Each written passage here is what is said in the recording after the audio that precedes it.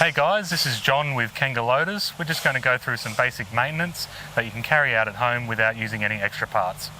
Every 10 hours we like to check our tyre pressures. You can find the specification in the owner's manual and they differ from wheel assembly to track assembly.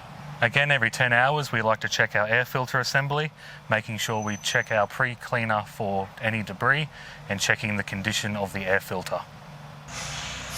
Make sure to grease the pins regularly by using a grease gun. Regular cleaning of your machine will help prevent debris from damaging your parts. To help clean your machine thoroughly, we advise removing the outside panels.